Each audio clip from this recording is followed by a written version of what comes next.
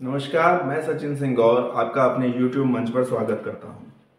आज जिस विषय पे मैं बात करना चाहता हूं वो ये है कि 2017 में जो योगी आदित्यनाथ को सीएम बनाया गया, तो वो क्यों और कैसे बनाया गया? क्या इसके पीछे भाजपा का केंद्रीय नेतृत्व था, मोदी और अमित शाह, या फिर ये संघ के दबाव में बनाया गया? इस तरह की बातें अक्सर चलती रहती हैं, लेकिन सच्चाई ये है कि और एक इस तरह का एक बताया जाता है कि एकाएक कहीं से योगी आदित्यनाथ को लाए और पैराशूट की तरह लैंड कर दिया और सीएम बना दिया। तो लेकिन ये बात सच नहीं है, इस तरह का कुछ भी नहीं है। ना तो इसके पीछे केंद्रीय नेतृत्व था, ना ही संघ का कोई दबाव था, और ना ही ये पैराशूट लैंडिंग थी जो सीएम बन गए। आप 2017 के जो इलेक्शन होते हैं यूपी के, उस समय के टाइम आप न्यूज़ कटिंग्स देखिए, न्यूज़पेपर्स की कटिंग्स देखिए, यूट्यूब वीडियोस देखिए, तब आपको पता चलेगा कि योगी आदित्यनाथ ही सबसे बड़ा चेहरा और सबसे प्रमुख चेहरा थे जो कि पार्टी को रिप्रेजेंट कर रहे थे, उसका प्रतिनिधित्व कर रहे थे। आप देखिए इंडिया टीवी पर राजेश शर्मा की आपकी अदालत में कौन गया था, तो वो योगी आदित्यनाथ थे। जो सबसे फेमस इंटरव्यू हुआ था, बहुत ही हीटेड आर्ग्यूमेंट और जिसमें डिबेट हुआ था, अजीत अंजुम जो उस समय इंडिया टीवी में थे, उन्होंने योगी आदित्यनाथ का इंटरव्यू किया था जिसके करोड़ों व्यूज हुए हैं आज तक। तो वो इंटरव्यू अजीत अंजुम ने योगी आदित्यनाथ का ही करा था। एबीपी के प्रोग्राम में जिसमें दीवान ने इंटरव्यू किया था, उसमें कौन गया था? उसमें योगी आदित्यनाथ गए थे। आज तक पर श्वेता सिंह किसका इंटरव्यू कर रही थी? योगी आदित्यनाथ का इंटरव्यू कर रही थी। इसके अलावा और भी सभी चैनल्स पर योगी आदित्यनाथ के इंटरव्यू हो रहे थे, और उस समय के न्यूज़पेपर्स भी आप देखिए, योगी आदित्यनाथ के इंटरव्यूज़ हो रहे हैं। मोदी जी, अमित शाह, राजनाथ सिंह के अलावा किसको चार्टेड प्लेन मिला था जो पूरी यूपी में घूम घूम कर प्रचार कर रहा था? तो वो एक ही नेता था, योगी आदित्यनाथ, जो कि 5,000 की, 10,000 की, 15,000 की छोटी छोटी सभाएं पूरे उत्तर प्रदेश में कर रहे थे। तो उनको घोषित नहीं किया गया था सीएम, पर अघोषित रूप से वही मुख्य चेहरा थे पार्टी का 2017 में। क्यों थे?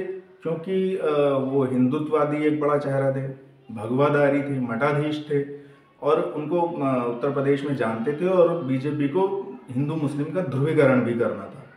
तो योगी आदित्यनाथ ही अघोषित रूप से सीएम का चेहरा थे। अब एक बात उठती है कि ओबीसी समाज के जो केशव प्रसाद मौर्य, उनको सीएम नहीं बनाया गया। तो केशव प्रसाद मौर्य उस समय प्रदेश अध्यक्ष थे, और भाजपा का जो ट्रैक रिकॉर्ड है आज तक का, उसमें प्रदेश अध्यक्ष को कभी भी मुख्यमंत्री नहीं बनाया जा सकता है। एक दो अपवाद हो सकते हैं, पर इन जनरल ऐसा नहीं होता है। प्रदेश अध्यक्ष कभी भी मुख्यमंत्री नहीं बनता है। मुख्यमंत्री जो है वो जनरली दूसरा व्यक्ति बनता है। तो इसलिए केशव प्रसाद मौर्य कभी भी इस रेस में नहीं थे उस समय तक, और केशव प्रसाद मौर्य को उत्तर प्रदेश में जानते भी नहीं थे लोग। ये जब रिजल्ट आए उसके बाद, जब वो हॉस्पिटल में एडमिट हो गए, उसके बाद उनके बारे में जाना पूरे प्रदेश में। और तो इस तरह से जो अघोषित रूप से सबसे बड़ा चेहरा थे वो योगी आदित्यनाथ ही थे। अब लेकिन इलेक्शन में इतनी बड़ी जीत हुई थी कि 340 सीटें मिली थी भाजपा को 403 में से। इतनी बड़ी जीत तो किसी ने एक्सपेक्ट ही नहीं करी थी एक्चुअली, लेकिन इतनी बड़ी जीत हुई। उसके बाद मुझे नहीं लगता कि जो भाजपा का केंद्रीय नेतृत्व है, मोदी और अमित शाह हैं, वो चाहते थे कि योगी आदित्यनाथ को सीएम बनाया जाए। वो किसी और को ही सीएम बनाना चाहते थे, लेकिन योगी आदित्यनाथ थोड़ा अड़ियल नेता हैं, क्रोधी स्वभाव के हैं, तो वो अड़ गए उस समय। उन्होंने कहा सीएम बनेंगे, अन्यथा वो गोरखपुर चले जाते, नाराज हो जाते, विद्रोह भी कर सकते थे।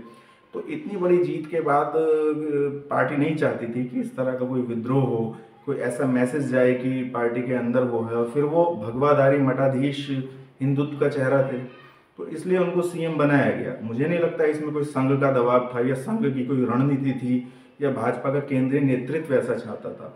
लेकिन परिस्थितियां ऐसी थी कि योगी आदित्यनाथ को ही सीएम बनाना पड़ा। लेकिन उनको कंट्रोल करने के लिए सारी चीजें करी गई, जैसे 2 उप मुख्यमंत्री बना दिए गए। इसके अलावा संगठन महासचिव थे सुनील बंसल जी, जो कि उस समय सुपर सीएम के तौर पे जाने जाते थे। वो सीएम को बाईपास करके फैसले ले लेते थे। तो उनको सीएम बनाया गया, पर पूरी तरह कंट्रोल करके और पावरलेस करके।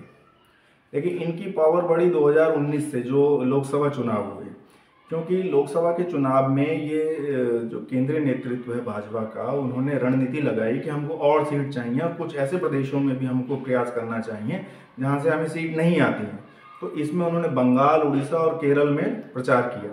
अब मोदी जी इसमें प्रचार करा, मोदी जी ने ज़बरदस्त प्रचार करा, बहुत टाइम दिया, लेकिन टाइम तो लिमिटेड ही था। अगर वो वहाँ टाइम दे रहे थे तो कहीं से कट करना था, वो टाइम कट किया गया यूपी से। और पश्चिम बंगाल और उड़ीसा में काफ़ी अच्छी सीटें भी हैं, शायद केरला में भी खाता खुला, लेकिन ये जो टाइम कट हुआ इसको किसने कॉम्प्लीमेंट किया, सप्लीमेंट किया?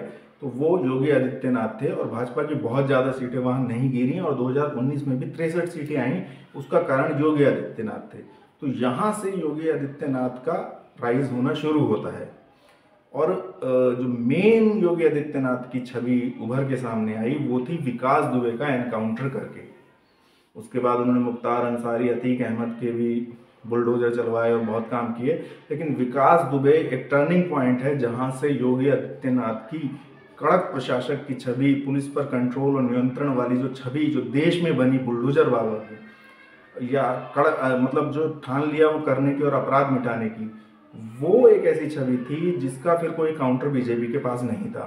और वहाँ से उनके पास सरकार पे भी नियंत्रण आया और वो और ज़्यादा कड़े फैसले लेने लगे। इसके बाद CAA का जो कानून आया था उसमें दिल्ली में इतने दंगे हुए, शाहीन बाग हुआ और जगह जगह विरोध प्रदर्शन भी हुए, लेकिन यूपी में ऐसा कुछ नहीं हुआ। तो इससे भी उनकी छवि और ज़्यादा निखर गई। तो अब जब उनकी छवि इतनी ज़्यादा बढ़ चुकी थी योगी आदित्यनाथ की, तब उसको डाउन करने के लिए ठाकुरवाद का नैरेटिव चलाया गया।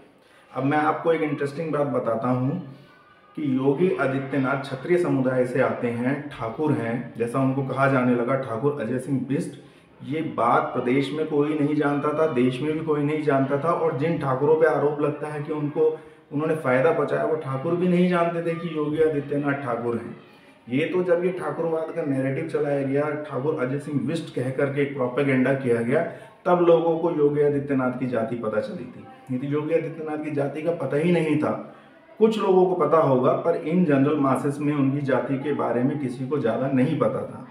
तो ये एक फेक नैरेटिव था ठाकुरवाद का, जो कि योगी आदित्यनाथ को डाउन करने के लिए था। जैसे मैंने अपने पिछले वीडियो में भी कहा था कि योगी आदित्यनाथ की छवि बहुत अच्छी थी, हिंदुत्व का वो सबसे बड़ा चेहरा बन चुके थे, तो उनको डाउन कैसे किया जाए। तो इसलिए ये ठाकुरवाद का नैरेटिव चलाया गया और उनको ठाकुर अजय सिंह बिष्ट के रूप में कुप्रचारित किया गया।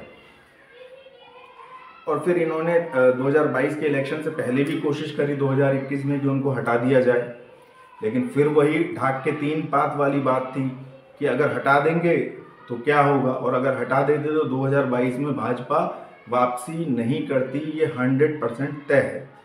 तो इसलिए उनको हटाया नहीं गया। लेकिन 2022 के बाद फिर वही किया गया। केशव प्रसाद मौर्य चुनाव हार गए, लेकिन उनको उप मुख्यमंत्री बना दिया गया। DSP साहब ब्रजेश पाठक को उप मुख्यमंत्री बना दिया गया, और भी मंत्रिमंडल में तमाम ऐसे लोग लिए गए जो योगी विरोधी हैं। विधायकों में भी उनके जो समर्थक थे उनके टिकट काटे गए, बहुत सारी चीज़ें ऐसी की गई, लेकिन अभी भी कोई ऐसा तोड़ नहीं मिल पा रहा है कि योगी आदित्यनाथ से कैसे पार पाया जाए।